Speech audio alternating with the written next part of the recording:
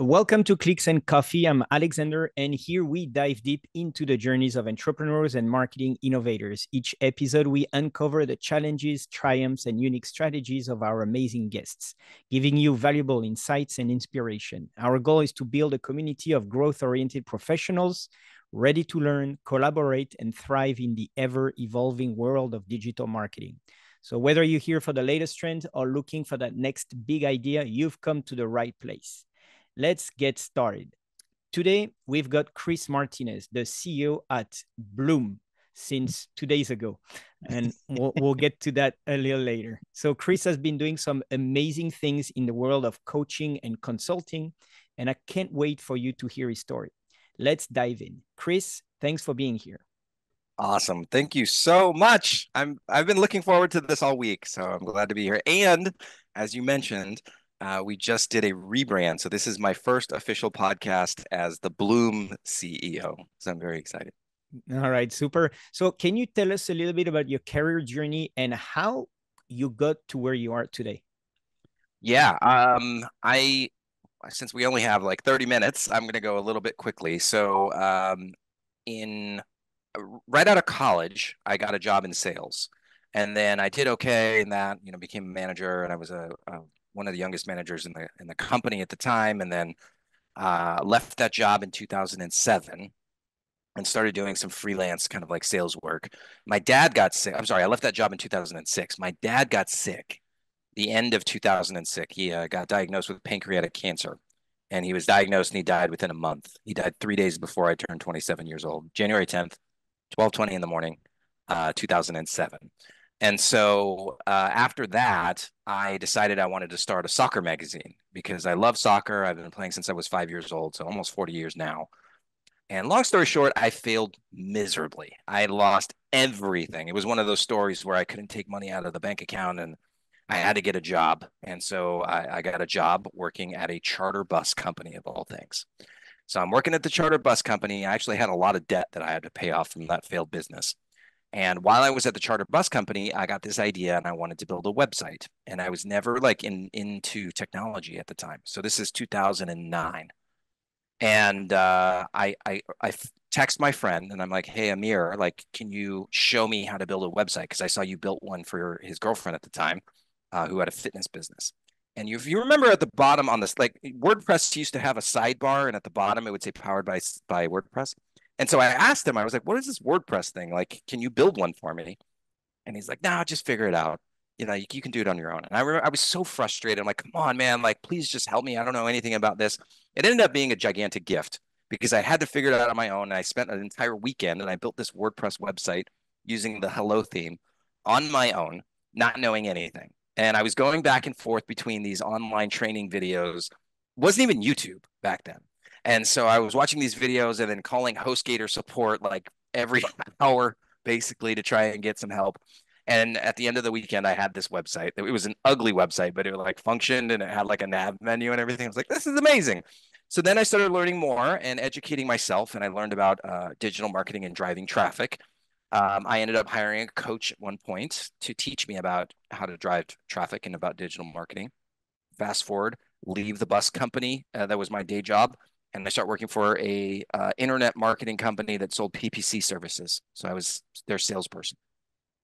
Do that, realize, hey, they don't do websites. Maybe I can start doing websites for clients. And that was essentially the birth of my agency way back then. It was called Website in 5 Days. So I think our USP was free custom websites for solopreneurs in 5 days or less, or something like that. And so we sold them as a subscription, and we got really, really good at the operations side. And in 2015, one of the turning points in that business, because prior to 2015, I had all my team members in the Philippines. So I was staying up super late every night. For the first 2 years, I worked from 6 a.m. to 1 a.m. every day. And then in 2015, I said, you know what? I wonder if I can build a team down in Mexico, in Tijuana. I was living in San Diego at the time. And so I set up a company in Mexico, started hiring people, kind of figured it out. That's a whole nother story. I was driving back and forth across the border from San Diego to Tijuana every day. I've probably crossed the border at least 1,500 times. Um, And then, the agency grew with that team in Mexico. 2017, I'm like, you know what? I wonder if I can help marketing agencies get access to this hidden talent pool in Mexico. And we launched Dude. We started running ads. It started picking up steam. We went to this conference, got a bunch of clients.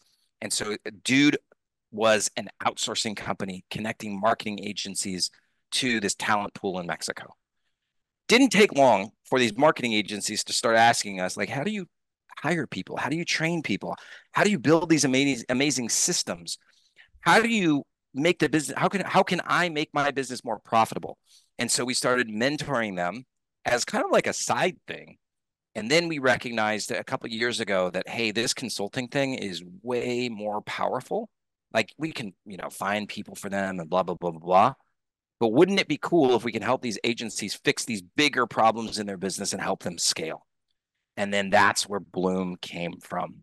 And we, as you mentioned, we just did our launch. Today's Friday. We did it on Wednesday. So we had a big launch event and announcing the name. And I've been sitting on it for a long time. And so it was really, really big. And so our USP with Bloom is we combine proven management consulting expertise with cutting edge technology to help our clients scale their businesses to 8 figures and beyond.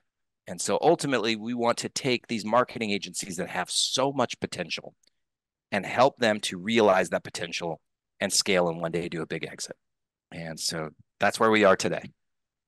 Very cool. And so what was the name before Bloom? Dude, yeah. So it was dudeagency.io. And so then that was another fun thing, is like trying to come up with a name, and like we kind of had to make it a little bit more professional. Dude was a fun brand and it worked really well for the outsourcing piece. But when you're talking about helping an agency go for, sell for 12, 14, $20 million, I think we decided, we should probably change the name. So Okay, and bloom is a pretty cool thing because it's blooming flowers, blooming. yes. It's always it's a very positive name, and also makes it exactly what you were talking about realizing that potential. Yes, absolutely. Can you tell us in your mind what Bloom does better than the competition, or what sets it apart from other Yeah. coaching companies in the industry?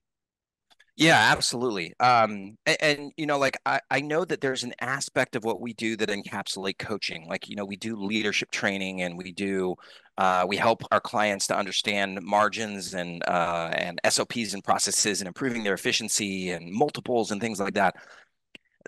I say we're more like consultants, but even more so than consultants, the thing that sets us apart is that we actually get into the day-to-day of the company and will help you to implement and execute a lot of these improvements that we tell you to make. So a coach will basically say, hey, go through my training program, watch these 5 videos, and then, away you go. And so we'll actually work with our clients one-on-one. The majority of what we do is one-on-one.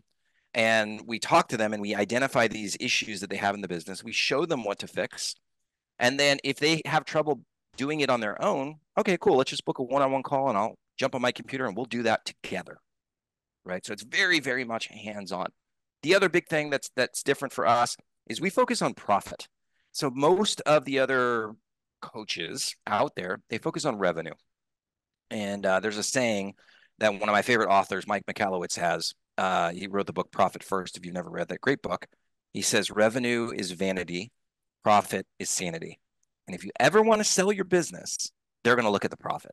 And so one of the things that we do every month is our clients send us their P&Ls, and we build out this really, really cool fancy spreadsheet called a pro forma. It's basically a financial planning document. Our clients will send us the P&Ls and we'll update their numbers every single month. And so the clients can see, and we can see, how they did according to the plan and what was the actual. And if there was a big difference, we'll proactively reach out to our clients and say, hey, what's going on? What do you need help with? How can we fix these issues? Da, da, da, da, da.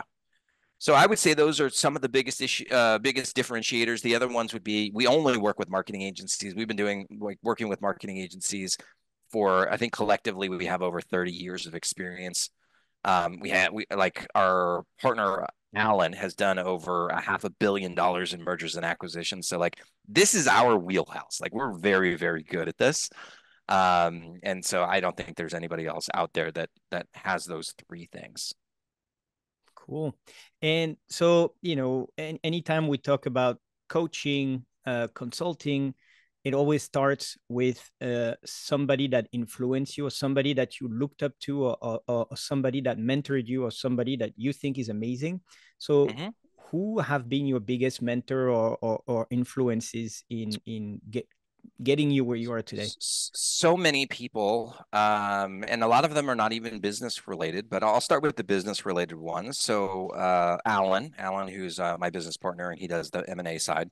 I met him 10 years, no, more than 10 years ago. We were in a mastermind group together, and he was just so genuine, so kind. His day job is that he's the CFO of a publicly traded company called Sound Thinking.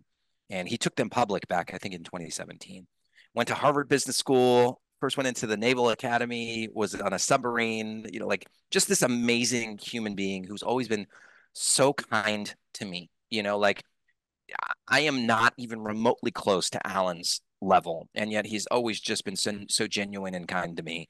And he's taught me so many things. I could say, I think every major business move that I've made, Alan has played some part in it, whether it's advice that he gave me directly or something that he told me years back that I remembered. Another big mentor to me, or somebody that inspired me, Russ Perry, who started Design Pickle, and his former business partner Jim Petticone. Russ had a coaching program in 2019. Well, it was 2020 when I officially started.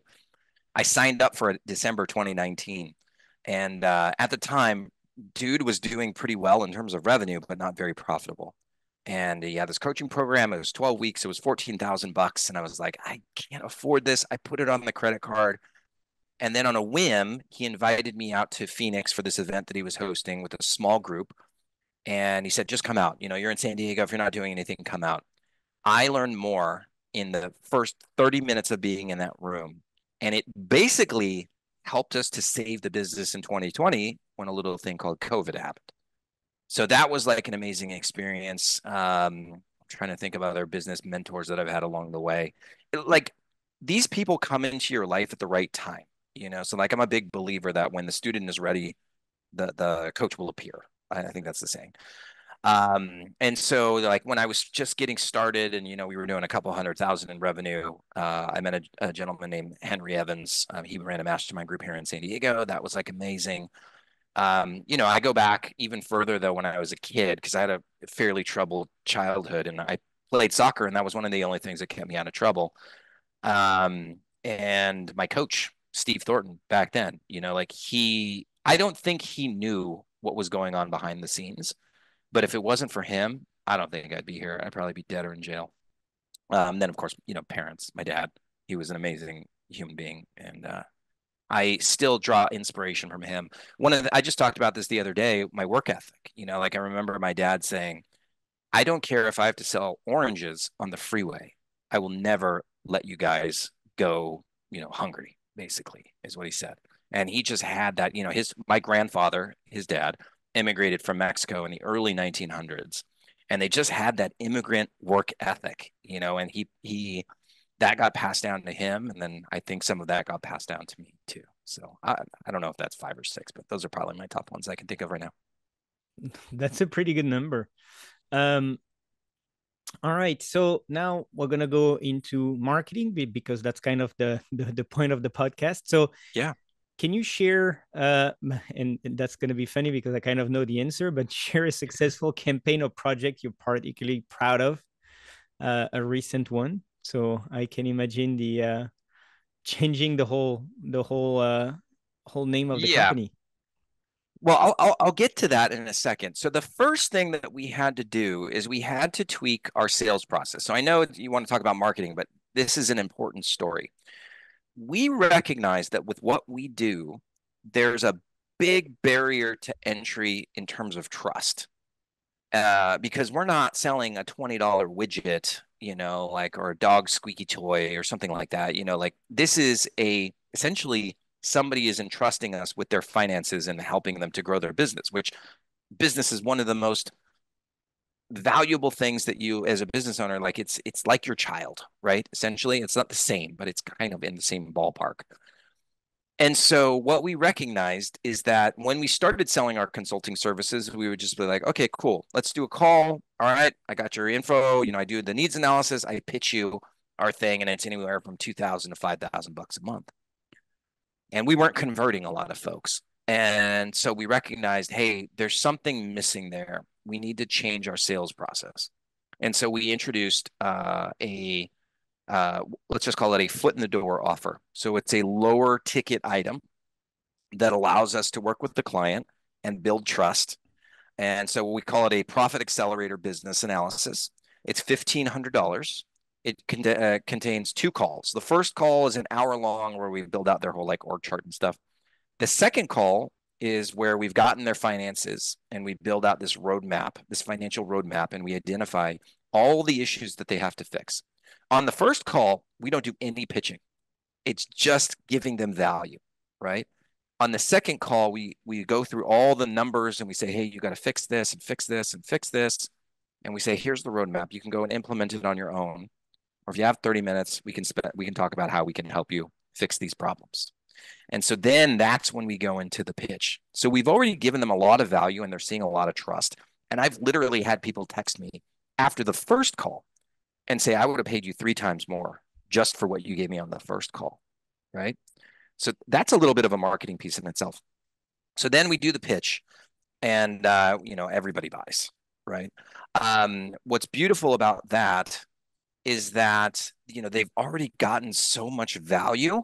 And so they trust us and they basically look at these obstacles that they have to overcome, that they didn't recognize. A lot of the times, like they don't recognize the root cause of the problems.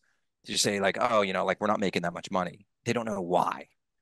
And so we're that person who shows them kind of like a Yoda, right? We show Luke, hey, these are the things. This is where all of this is coming from, right? We teach them to use the Force. I'm a big Star Wars fan. I got my Stormtrooper mug there. And so we show them these things and we build all this trust. And then our conversion rate on that second call is like 80%. Like everybody buys. It's a 6-month agreement with us. And we frame it and we say, like these first 6 months, we're basically evaluating your business like it's an investment. Because keep in mind, our end goal is to help them do an exit. And so we set the stage. This is like another marketing tactic. We set the stage and let them know, like, we're still kind of feeling each other out. We're just going to work together for the 6 months. If we decide we're a great fit and we see potential in you, we're going to keep going, and you're going to get that $10 million exit. And so far that's going really, really well, right? So that was a big shift that we had to understand. And so when we started our actual marketing and like advertising, we are not trying to sell them a $5,000 thing right out the gate. We do a 20-minute qualification call that then we pitch that one-time $14.97 offer. And then we do 3 hours essentially of live calls. And then we sell them the next thing. So that was a huge one. The next big, I would say the most recent marketing initiative that we put place was the rebrand. And so that was big, So I had started Dude. I came up with the name actually. I was down at Alan's. He has a condo down in Rosarito Beach, Mexico, which is about an hour and a half south of San Diego. Beautiful penthouse condo overlooking the ocean. I'm sitting there by myself trying to come up with a name for this new business where we do the outsourcing, and Dude just came to me, right? And one of the things that I was thinking about, like the surfers, basically. Exactly. So I'm from Southern California, if you can't tell. And so we say dude all the time. But one of the things that I remembered, I read this book way back in like 2009 or 2008. It was by this guy named Harry Beckwith. And he wrote this book called Selling the Invisible. The only thing I remember from that book is that he said that Americans love companies with the ooh sound. So think about it. Uber, Google, Yahoo, YouTube. There's a lot of them. And that stuck with me. So as I was trying to come up with the name, which eventually became Dude, I kept thinking of these ooh sound. What can I include with this ooh sound? And Dude just came to me. So let's fast forward. Now I'm going to rebrand Dude. And I'm thinking about, and of course I remember the ooh sound. What can I do? Well, what's really cool now is that we have on our phones access to these AI tools that can name companies. So I put in like what it is that we do, and it starts spitting out all these potential company names, and one of them was Bloom.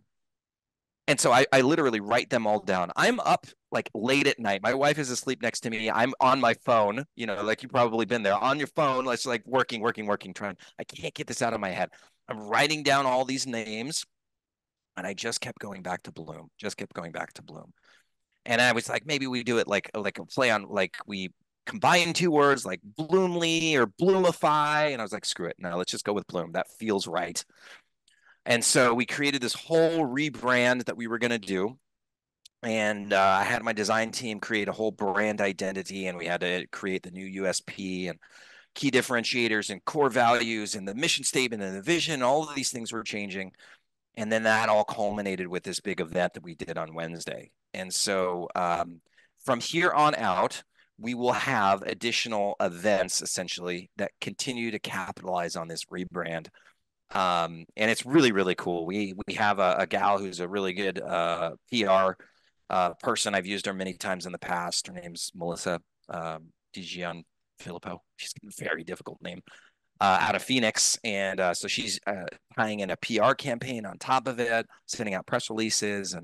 And so that's like another big one that we do. I would say the only other big significant things that we've done for marketing is going on podcasts. So going on shows like this, getting interviewed, speaking on stages, like that's so unbelievably important, especially if you sell a high ticket offer.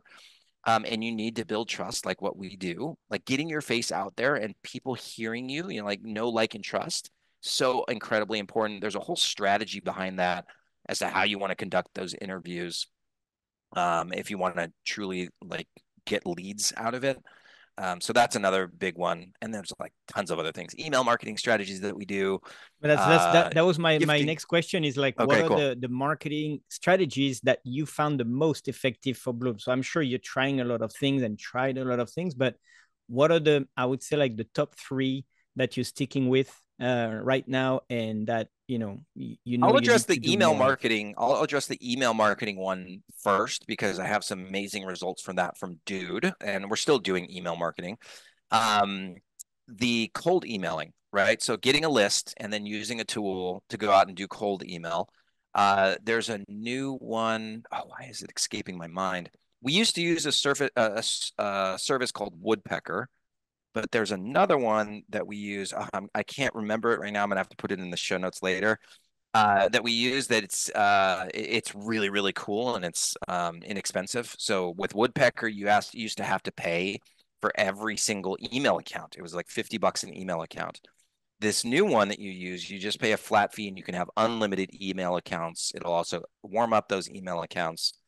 And Few that you're things that talking about using different URLs. you can use different URLs and you can use different Okay, names. So okay. one of the big tips, something that I've learned, and maybe it doesn't work for everybody, but you always want the email to come from a female name. For some reason, male names don't perform as well as female names. So Writing that down. Sarah at, Natalie at, Taylor at, which Taylor could be both, I guess. What was the other ones? Anna at, like those ones, for some reason, those ones get the best responses. Okay. And And we when people call you, do you talk with a woman's voice, or you just tell them it's you? yes, hello. It's like Mrs. Doubtfire. Hello. Um, so what happens is they'll respond to that female email address, and then we'll go in and we'll respond, and then we'll set up the call. And sometimes they'll be like, "Yeah, Anna emailed me." Most of the time, they never reference that person. So that's a little trick that you can use, an ethical hack. And we had an email campaign that went out for the outsourcing. I think the subject. So the subject is very, very important. The subject of the email. And I had one that went out that was the subject, I think, was a hidden gem. It just said a hidden gem. So people would get that email, and the open rates were insane. And inside of it, it said, "Hey, I was checking out your marketing agency. Wanted to see if you've ever considered doing or finding talent in Mexico.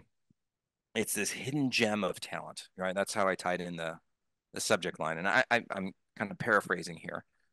But at the end, and I was very playful with it too. And I was like, hey, like if you're not interested, not a big deal. Worst case scenario, we can always go down to San Diego or Tijuana and we can have some tacos, right? So that was very much my personality too. Like I like to joke around and have fun. And so it wasn't very serious. The important part about that email is that it has to feel like it's written to one person. You've got to have that personal touch. Like they have to open up that email and be like, wow, I think Chris actually took the time to write this to me. You know, that's what's really, really important. That it takes skill. That's a copywriting skill there. That one was amazing. I mean, that email alone generated millions of dollars for us in business. It was very, very successful. So that was a good one. I'm trying to think of other things that we've done. Uh, Well, it's more like what is more what are the most important ones. So it's for you, it's really cold outreach and then yep, podcasting. So yep, basically showing your face and yep, having people hear you out. yep. I would say the other big one that has a direct impact on our new sales is the retargeting. So I think this is an absolute no-brainer for every company that's out there is you got to get some case study videos or testimonial videos of your happy clients. And you take those videos and you turn them into retargeting ads. So anytime somebody comes to your website and they leave, they start to see these video ads on social media, right? On Facebook and Instagram. And I'm pretty sure you can set it up on TikTok as well. But that has an immediate impact. If you get three, four, maybe five of those, and they're continually running. And so when somebody comes to your website and they're considering booking a call or working with you after you've pitched them, and they see all these other people just like them saying, like, I got amazing results from this. It was the best decision I ever made, and blah, blah, blah. They will buy. They will buy. I can't tell you exactly how many times I got to watch each video and blah, blah, blah, blah, blah. You will get more leads and sales if you run So those basically, that's your retargeting ads. trifecta is to have the videos, you send your cold email, people go Hmm. to your website, look at the videos, then get retargeting, and Yep. that's where people get really interested. Yeah. Yeah. I mean, and you can run other ads too, like retargeting ads, like anything that helps to add credibility to you is going to have an impact on your revenue. 100%. So All right. I would And say those are three. Got to do it. on those emails you were saying, like you have to come up with good ideas. How much do you experiment? Do you try to come up with new ideas every month, or it's more like, we're gonna run that for a couple of months because it's working, or you just like keep running things until it stops working, or how does that Yeah, experimentation work for this you? is a good question. I talk about it in my new book that'll be coming out. There is a misconception that marketing is just about like being creative, like, and I think it's because most of the advertising and marketing that we see is for big brands that are doing more like branding campaigns. Like if you think back to Coca-Cola when they ran the polar bear ads, like those ads were cute and fun. There was no call to action. And that works for them because one, they're already an established brand, and two, they just have billion-dollar like branding budgets. But your small business doesn't have that. So from a marketing perspective, it's really about data, right? Marketing is really just about numbers. And so I try not to fall in love with any of the creative that we do. And we're constantly looking at the numbers. So we can write this amazing email, we can write this amazing ad campaign, have these videos that we put tons of money into, and we can run them. You'll know very quickly. Like if you put that ad out to 100 people, 500 people, 1,000 people, and you get nothing, if you send an email out to 1,000 people and you get nothing, like if they're not even opening the email, the data tells you that's not working. And then we got to make an adjustment. Um, we've been doing this a long time, like this is why people work with somebody like yourself, Alex, because like you've got way more experience. Your average person, and it's, like I'm in a mastermind group with some guys from my jiu-jitsu gym.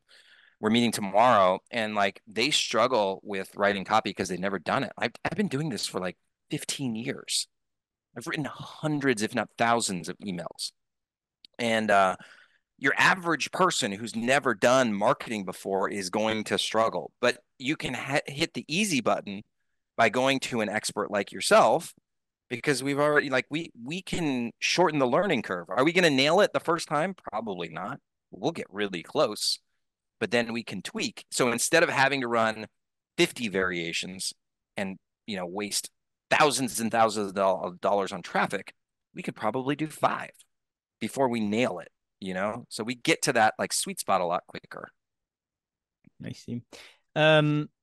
All right, cool. I see that we're running a little bit short on time, and I know you have a previous engagement, but so I'm gonna skip through some questions. But one of the things that I would like to know is that do you have any upcoming project you're excited about? We have a lot of upcoming projects that we're excited about. Now, keep in mind, we do work with marketing agencies only, but I do have a new book that's coming out. That'll be coming out. Well, when is this podcast going to go live? Because I'll have the pre-order up soon. It should be So within a couple of days. in a couple of days. Okay. So I'm gonna hold on to that, and then we'll update the show notes with the link. But I'll just say I have a new book that's coming out. We will be releasing the pre-order next week, and then the book will officially go on sale on August 1st. So I don't want to give away too much. August 1st, 2024. August 1st, 2024 is when my new book will come out. It's really, really cool. Like, I'm very proud of this book. And then what else do we have going on? We have our event that's coming up in December. We've got some really exciting partnerships that we're working on right now. Big people in the marketing industry that want to be a part of what we're doing at Bloom. So yeah, I would say those are probably the highlights. Cool. And these are going to be more like burst questions, but Fire always away. being in marketing and like figuring out how to get new client. What is your favorite app or tool that you use daily? Like, what is the little app that is kind of like your little secret and that you cannot live without? Oh man. In terms of like lead generation, for me, email has always been our biggest thing. So like I use Zoho campaigns for my email marketing and just sending out emails. Actually, I'm going to let you in on another little secret that we do right now. It's the personal touch, so like I'm not looking for 1,000 emails or 1,000 clients, like if I just want like 100 great ones. That would be like amazing for me. And so we put such a big emphasis on the personal touch. Text your clients. Hey, how's it going? Call them up. Like this is crazy. Like call them up. I was driving home the other day from physical therapy, and I had an hour because I was sitting in traffic. And I called 2 of my clients, and I was just like, "Hey, what's going on, man? How's life?" Like those little things, like of just being human. People are dying for that. So I would actually say that's my biggest thing right now is figure out ways to be more human with your great clients, and then So just that would be your double phone, down on it. Yeah, basically. my phone, just anything on my phone. Calling people, like I will call people now. Email, Crazy. text, call, whatever, Yep. but like your phone, Whatever. you have Yep. to have it and make sure you stay connected. Yes, for sure. All right, super. And so my last question would be, what are you excited about in the world of digital marketing, and what are you worried about? Excited about is AI. Like I think that the way that we leverage this technology, like most people have absolutely no idea. Like as I mentioned, I'm a big Star Wars fan. I see us all having our own C3PO very, very soon. If you follow anything, like follow Sam Altman, who's CEO of OpenAI, ChatGPT, the advancements that are coming and how fast that is growing is unbelievable. And I think, like there's going to be a lot of positives. Obviously, there's a lot of negatives that can come out of that. So I'm very, very excited about that.